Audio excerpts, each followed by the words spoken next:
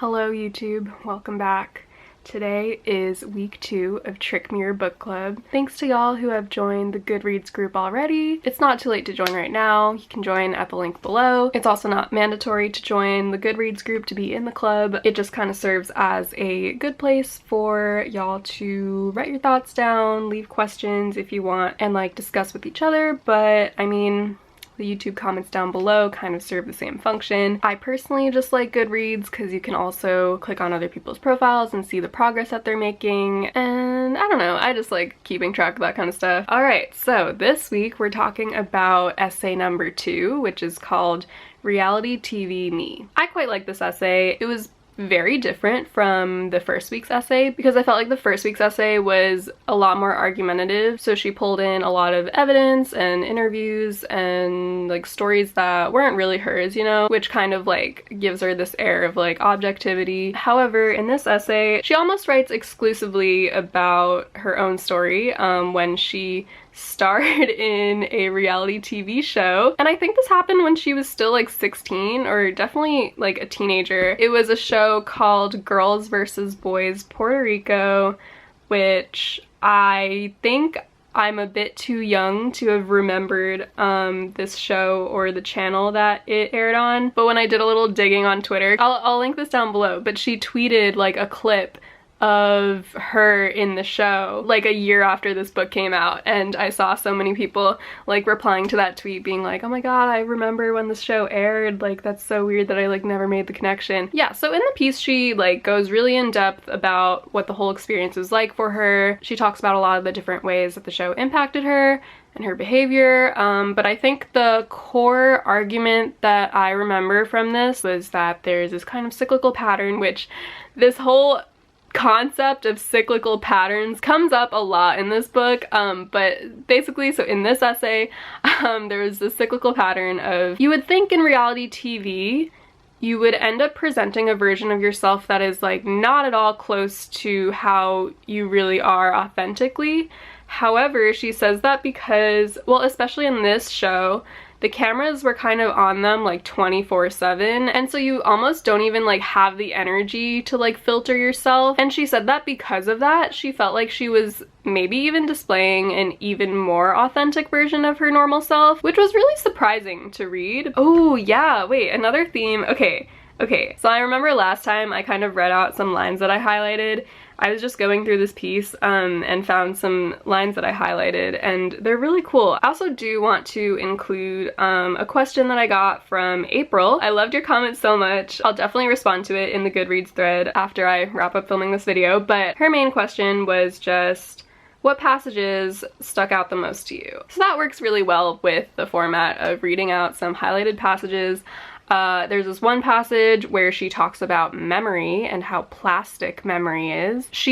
So towards the beginning, she writes about this experience where, for one of the first challenges, she remembers that she volunteered to like go first in this competition, but she didn't know what would be in the dish, and it ended up being mayo, which is something she hates, but she did it anyway, like for the team. And then she said that when she finally rewatched it, she realized that she knew it was mayo and deliberately chose the mayo. And so on page 38 she says, but I realized watching the show I'd been telling it wrong. Before the challenge I volunteered to eat the mayo. My dish was never actually covered. The mayo was not a surprise. The truth was that I had deliberately chosen the mayo. The story that I had been telling was that the mayo had happened to me. It seemed likely that I'd been making this error more generally. For most of my life, I've believed without really articulating it that strange things just drop into my lap. So yeah, like one of her first reflections about rewatching the show was just how different it was compared to how she remembered it. And then she like reflects on how maybe the reason why she was presenting the story that way was because she preferred to see herself that way rather than what she writes as the alternative. So then on the same page she says, I like the story better than the alternative and equally accurate one, which is that I've always felt that I was special and acted accordingly. And then on page 39 she says, later on in my journal I announced my casting with excitement but no surprise whatsoever. It is now obvious to me, as it always should have been, that a 16-year-old doesn't end up running around in a bikini and pigtails on television unless she also desperately wants to be seen. And then she kind of like explains her decision to go on this show by talking about how like she had a conversation with like the show's producer much later when she was researching for this essay. Okay, so this is on page 44. There's a saying we have in reality, Jess, the producer, told me while we were sitting in Midtown. Everyone signs. Most people want to be famous. Everyone thinks they could be a better Kardashian than the Kardashians. You see it now with these apps. Everyone likes to have an audience. Everyone thinks they deserve one.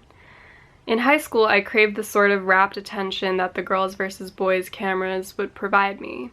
In my journal, I constantly overestimate the impressions that I'm making on other people. I monitor myself, wondering how my friends and classmates see me, and then trying to control whatever they see. This is, I write, an attempt to be more honest. I want to act in a way that reflects how I feel.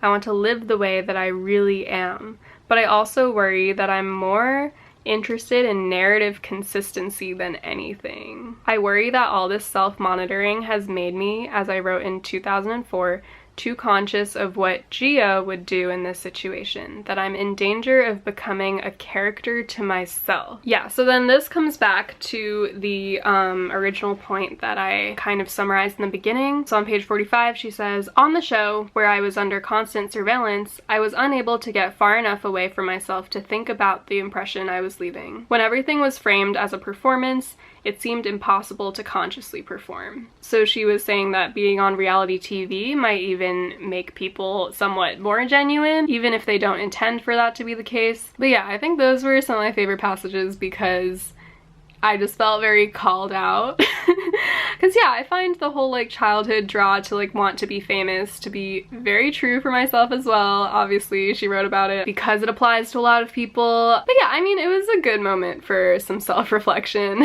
So yeah, this essay was really cool to read. As a last note, I just want to bring up the ending and hear what y'all thought about that, because this was a very contentious ending.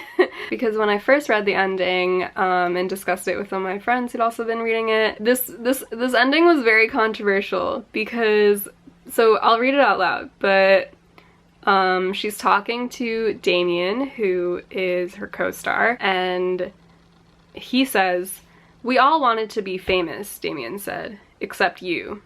"I actually said that?" I asked. "I remember we were all sitting around one day talking about it," he said. "And you were the only one who was really not interested. You said you would only ever want to be famous for a reason. You were like, I don't want to get famous for this bullshit. I want to get famous for writing a book." And that was the ending. I don't know, I liked it. I feel like she is famous now, and partly for writing this book, and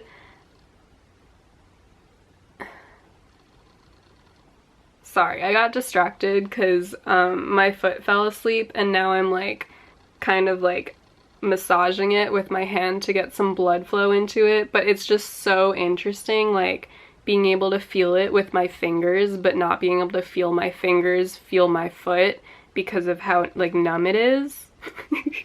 So I thought like it landed. I think she deserves you know, and it also like ties into like all of the discussion about ego in this essay, so I felt like it fit, but I can definitely see why some people might find it obnoxious. I'd love to hear what y'all thought, because that was definitely our biggest point of debate. But yeah, I thought it was a good essay. It really made me reflect on my own desires for fame and how I portray myself on the internet. So let me know what y'all thought about this essay, and if you would also like to leave any questions either down below or on the Goodreads page for next week's essay when you read it. I'd love to hear from you. Thanks for following along in this book club, and yeah, I will see y'all next time. Bye!